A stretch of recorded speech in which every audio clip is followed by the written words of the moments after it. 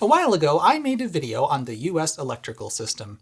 It was a basic overview designed principally to get those of you in 240 lands to understand that we are also a 240 land. But since we use split-phase power, most of our circuits operate at half that voltage, and the full 240 volts potential is generally limited to high-power devices on dedicated circuits. Using split-phase power has some real advantages, particularly when it comes to safety. And on that note, at the end I'm going to add some clarifying words there, because in the time since that video I discovered an interesting language quirk regarding that discussion. But anyway, this video isn't going to defend our electrical system. In fact, it's about perhaps the worst part of it. And no, it's not just our terrible fully metal plug design or completely unshielded receptacles, although for what it's worth, tamper-resistant receptacles are now available and usually required in new construction. But anyway, this problem has actually nothing to do with a building's wiring or the receptacles or the plugs. Instead, it's that these exist. And these. And especially these. Now, there's nothing wrong with extension cords or power strips themselves, it's just how they're implemented which is the issue. Here's a silly fact to preview the problem at hand. A strand of Christmas lights is a safer extension cord than most extension cords. Yeah. I'll explain why in a bit, but first we need to address a common misconception. Circuit breakers. What are they for? Well, you might think that they're there to protect you and your stuff. This belief is pretty understandable. After all, one of the most common ways they get tripped is when one of your electrical stuffs has a bad time. And since they cut the power to a given circuit when they do their thing, well, it stands to reason that they also help prevent electric shock. But a breaker like these does no such thing. It couldn't care less about your stuff, and quite frankly, it doesn't care about you either. Of course, there is some nuance here with the advent of arc fault circuit interrupters, and while we usually only put shock protection devices at the receptacle in locations where hands can be wet, breakers with integrated residual current devices, although we call them ground fault circuit interrupters, are available. I actually made a video about that tech if you want to check it out. It's pretty interesting. But anyway, since AFCI breakers have only somewhat recently been mandated by code, and GFCI breakers are frankly quite rare here, you're going to find lots of electrical panels like this one filled with nothing but bog standard breakers. And these have one job and one job only: to protect the conductors in your walls. That's it. They frankly do not care what happens when the electricity leaves the wall. They just want to know that you're not overloading the wiring coming out of them. They will stand idly by as you get zapped or as your television has a meltdown, and will only intervene once the current going through them exceeds their rating. Circuit breakers like these are overcurrent protection devices for a structure's electrical system, and nothing more. They reduce the risk of electrical fires occurring due to an overheating conductor igniting a wall stud or whatever, but that's about the only thing they can do. Now, that is very important. A given conductor, so a wire, can only carry so much current before its own electrical resistance becomes significant and it begins to heat up. And that's bad. Imagine you had a coffee maker and a microwave, and why not also a toaster, all connected to the same circuit. This can be easier to accomplish than you might think, as many adjacent outlets are simply daisy-chained and share the same wires in the walls, though, in fairness, kitchens are usually designed more smartly to avoid this. Now, on a 15-amp 120-volt circuit, 1,875 watts is the maximum that can be safely drawn. And in fact, that number is really only good for non-continuous loads. Devices which draw a load continuously are limited to 80% of a circuit's capacity. Let's say the toaster uses 750 watts, and we'll imagine the coffee maker is 1,000. Making some toast while brewing coffee is really close to the limit. And if you decide to microwave some bacon while that's going on, now you could easily be more than a kilowatt over. That is going to cause the wiring coming from the breaker panel up to wherever you are to get pretty hot, particularly where splices and other connections have been made. Because there tends to be flammable material in or near walls, this is very bad, and that's why these are here. They help prevent that. If you pull more power than the wires can safely carry, the breaker will trip and kill the circuit. How do circuit breakers work? Well, we'll save that for later, and then we'll get into the stuff like arc fault protection and other goodies. I'll try to remember to come back here and put a card for that video, but I have a bad track record there. Anyway, here's the problem. This will do a fantastic job of making sure the wiring in your walls doesn't get overloaded. But once you're outside of the wall, this won't help you. And since we like to cut costs wherever possible so we can sell cheap stuff, you will find countless extension cords and power strips which cannot safely handle the capacity of the circuits they're plugged into. Let's talk about wire gauge. The amount of current a given conductor can carry safely depends on what it's made from, as well as its total cross-sectional area, and also length. There's some nuance with stranded versus solid wire and with really weird stuff like the skin effect, but we're not going there. Now, I'm going to be talking in the American wire gauge. I know not everyone uses that. Here's a chart for those that want it. But the main point is that a given gauge of wire has a given maximum current it can carry before it becomes a problem. Now, crash course. The smaller the number, the thicker the wire. 14 gauge wire can carry less current than 12 gauge wire. 12 gauge is thicker than 14 gauge, which is thicker than 16 gauge, and so on. It's confusing, but are you really surprised? Except for circuits which handle things like water heaters, dryers, stoves, etc., you're generally going to have a mix of 15 amp and 20 amp circuits in an American home. It has become pretty common these days to run 20 amp circuits for most receptacles and reserve 15 amps for lighting circuits, but not always. Now, it shouldn't surprise you that 20 amp circuits need thicker wires than 15 amp circuits. In runs with typical lengths, 15 amp circuits will use 14 gauge wire, and 20 amp circuits use 12 gauge wire. This is what that wiring looks like in homes all across the country, with some particular caveats. We don't need to get into that. Discuss in the comments, it boosts engagement. Anyway, this is called THHN wiring, short for thermoplastic, high heat resistant, nylon coated cheaters wire. But often it's just called Romex, which is to household wiring as Kleenex is to facial tissue. Conveniently, it's been color-coded for many years now. 14 gauge wiring has white sheathing, and 12 gauge wiring has yellow sheathing. It helps you know at a glance which is which, and yellow wires will be for 20 amp circuits, white wires for 15.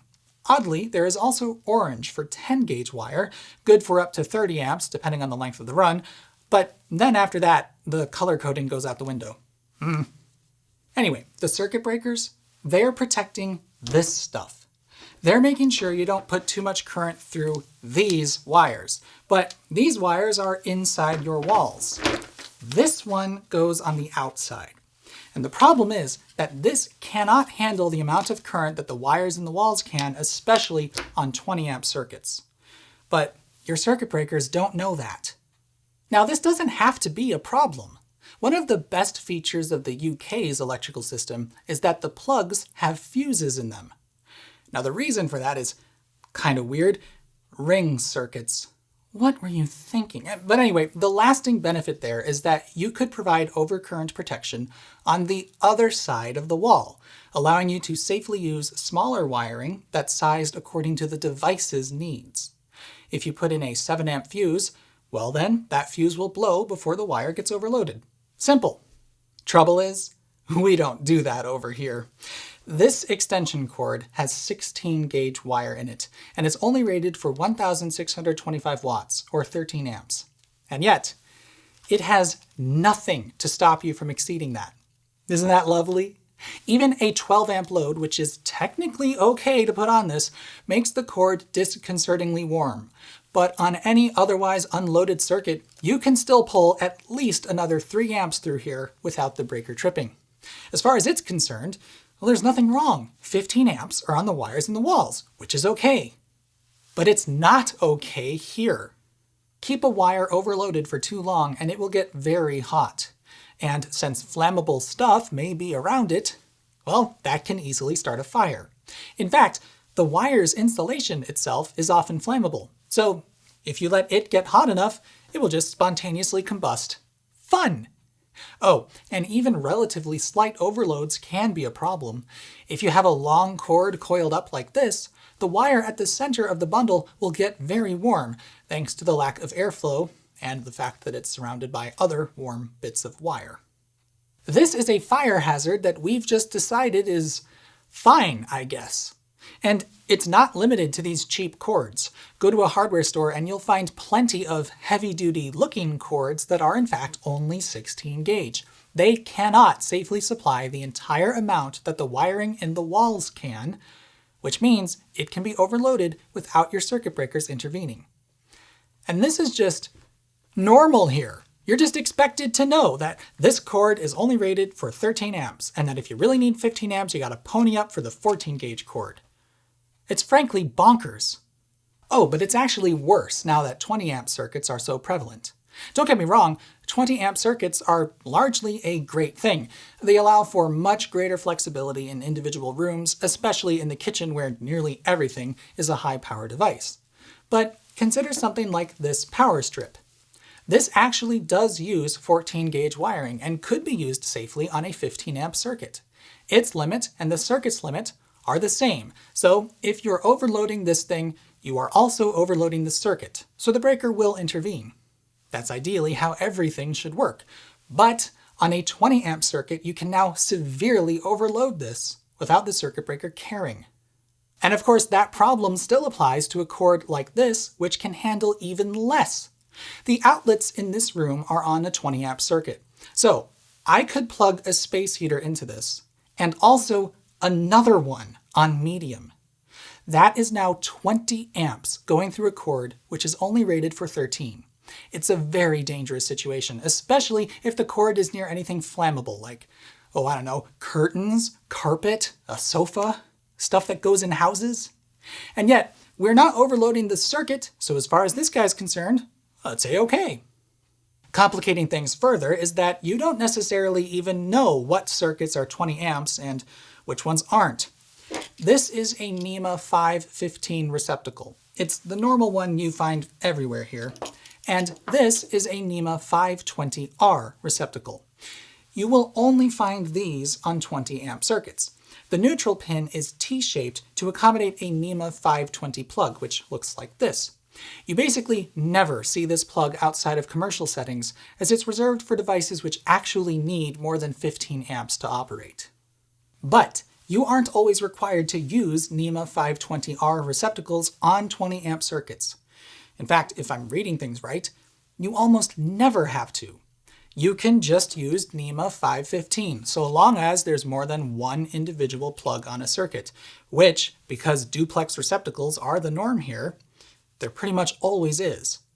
So anyway, you usually can't tell by looking at an outlet if it's a 15 or 20 amp circuit, and we don't put protection on things like extension cords, so really, it's just a mess. It's terrible. It is way too easy to create a dangerous situation with a power strip or extension cord. So how do we manage with this terribleness? Fear. If there's one aspect of electrical safety that has successfully permeated through American culture, it's that plugging things into other things is dangerous. It's practically a trope at this point, and frankly, this is almost too effective. When I revealed the details of this set, I showed the cabinet of power strips that everything's plugged into, and y'all freaked out. Now, I've put this set on a power meter, and the entire thing uses 256 watts, barely more than 2 amps. The whole thing could easily be run through a cheap extension cord like this. This is not actually dangerous. But lots of people see this and cringe, which frankly is great. If we can't do things right on the infrastructure side, we can at least make people leery of doing stuff like this. And the National Electrical Code has some rules as far as how you need to build out an electrical system. If you've ever been in a reasonably modern American home, you'll probably have noticed that there are outlets everywhere. The purpose of this is to minimize the need for extension cords in the first place, because the folks at the NEC recognize that these are bad. See, the theory is if there's an outlet within 6 feet of any point on a wall, well, you shouldn't need an extension cord, since 6 feet is more or less the standard length of a power cord. But guys, I gotta ask, have you considered maybe Making extension cords less bad? This place follows those outlet spacing guidelines, but I still use extension cords. In fact, the main reason I use them is because, well, they have 3 plugs on the end. It's nice to be able to plug in a lamp, phone charger, and another thing, while leaving the other outlet free for a laptop or a vacuum cleaner or whatever. These aren't going away, is the point. They're just too convenient. Really, we should have been copying the Brits this entire time. I mean, honestly, it can't be that difficult to design a plug that contains a fuse. In fact, we've already done that. These weedy little plugs in our Christmas lights contain fuses. Christmas lights are cost cut to a ridiculous degree and have something absurd like 22 gauge wiring going through them, so there needs to be a fuse since you can only safely pull like, 3 amps through here. That's why I said Christmas lights are a safer extension cord than most extension cords. They actually have overcurrent protection. Granted, they don't work so well as extension cords since they're usually not polarized, but hey, the point remains. Frankly, if we're going to keep selling extension cords like this that can't even carry the minimum current of our smallest circuits, maybe we ought to put fuses in them. Ideally, it would go here so it protects the length of the wire, but I'll settle for putting it in the other end if it makes things easier.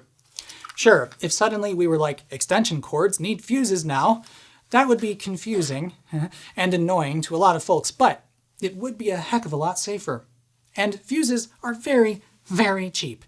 It wouldn't add much cost to the cord set, and if people are using them correctly, they're unlikely to blow in the first place. And for what it's worth, power strips aren't always terrible.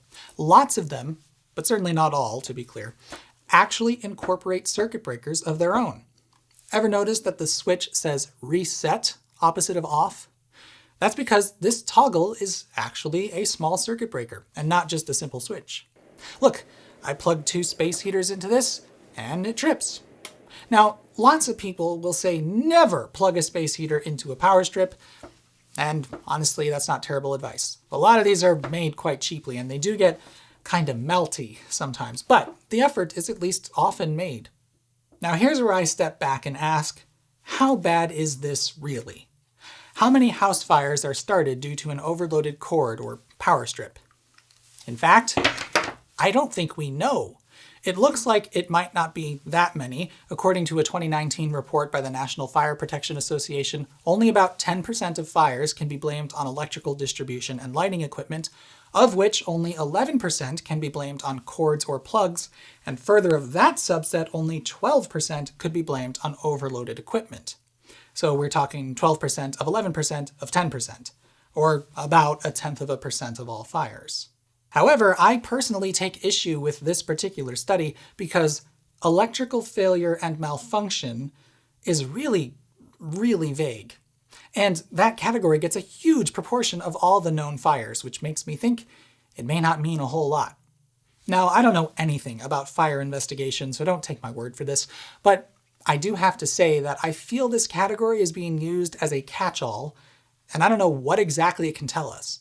The report even says 50% of these fires are of unclassified cause, so frankly, I don't know how useful this study is for this particular discussion.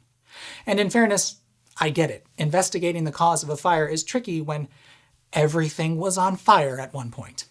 This whole electrical failure malfunction category also finds its way into this FEMA study, where it accounts for 88% of electrical fires. What? Again, I'm going to stress that I am a person on the internet with a Google. This is speculation and conjecture, nothing more. But this study also says that in almost 31% of electrical fires, electrical wire or cable insulation was the first thing ignited. Annoyingly though, that could mean cable in the walls, or lamp cords, who knows. However, we do see up here that only 8.7% of electrical fires start in a wall cavity or concealed space, which, if my grasp of math is at all intact, means the majority of cable and wire-related fires occur outside the wall. Which frankly makes sense, because that's beyond what a circuit breaker is designed to manage. The only conclusion I feel comfortable making here is that I don't have enough information to come to a meaningful conclusion. I don't think this isn't a problem, especially since 20 amp circuits are so common these days, but in all likelihood it's probably still a small one. People are well trained to be leery of overloading stuff for the most part. As it is, electrical problems are by no means the leading cause of house fires, accounting for only 13% in the US. But I do think it's telling that the NEC is making us put outlets everywhere so that we don't need to, or shouldn't need to, use extension cords. It seems we know that they're dangerous, but are addressing that danger in what I would call an insufficient way. I understand the impulse to eliminate the need for extension cords, which would in theory nip the problem in the bud. But as I said, extension cords are often used not because there's no outlet within reach, but because it's a cheap and convenient splitter. I think the problem at hand is imagined incorrectly, so the solution doesn't fit. I would say we should consider addressing the danger of the thing itself, and not try to reduce the need for the thing. We could mitigate much of the danger quite easily with a 10-cent fuse in the plug. Our electrical safety isn't exactly great. I don't think it's awful by any means, and it does continue to get better year over year, but we could do with an examination of all these items. If you're smart about how you use extension cords, you don't really need to worry. But it still makes me uncomfortable how we're okay with stepping the wire gauge down twice once it leaves the wall and not doing anything to prevent overloading it. And frankly, this isn't even limited to extension cords. As far as I'm concerned, everything should be protected by a user-replaceable fuse sized for its cord set and purpose. You know, reasonable precaution. What a concept! Anyway, for now, just be smart with extension cords and power strips. Be sure to use one that's appropriate for whatever you need to do with it. And, to be clear, I use these cheap ones all the time. It's not like I have anything against them or consider them terrifyingly dangerous. It's just, there's a component of risk to their use that I feel should be more widely known and hopefully one day addressed. To close out, here's that language quirk I mentioned in the beginning. It has to do with the word safer. See, here's what I said in that original video. In any given scenario where one is receiving an electric shock, a lower voltage is safer than a higher one when all other factors are the same. Therefore, 120 volts could, and I would say should, be considered safer than 240 volts. Now, here's where things get wonky. I use the word safer synonymously with less dangerous. Just as how I think extension cords would be safer if they had fuses, but that doesn't necessarily mean that they would be 100% safe. But I found that a lot of people interpret the word safer as implying some amount of baseline safety. I found out because people told me. And the thing is, that's just not at all how that word functions for me. I use it literally as a stand-in for less dangerous, or perhaps less risky. Like how driving 100 miles an hour with your headlights on is safer than driving the same speed in the dark. That statement doesn't suggest to me that driving 100 miles an hour is a safe activity. It's just safer than doing 100 by moonlight. To me, safer is always a comparator alone and doesn't bring its own implication of any safety. So, yeah, I actually was genuinely delighted to hear this explanation because I was starting to lose my mind thinking Ohm's law was a trick or something. And I am absolutely in agreement that the shock mitigation efforts in 240 volt countries are by and large much better than ours. It's stupidly easy to get a shock here. Seriously, just hold a plug wrong and you'll get a tingle. So I'm not saying that our electrical system is safer than your electrical system, because it's undeniably not. But I am saying that because the voltage is lower, electric shocks are less likely to be fatal over here. And that's why our efforts to prevent them are half-assed. The voltage itself is safer, as in less dangerous. The electrical system as a whole, though, sure isn't. Anyway, toodles. It couldn't care less about you and your... Shoot! Circuit breakers like these are Well, that was nice. Igniting a wall stud or whatever. But that's a...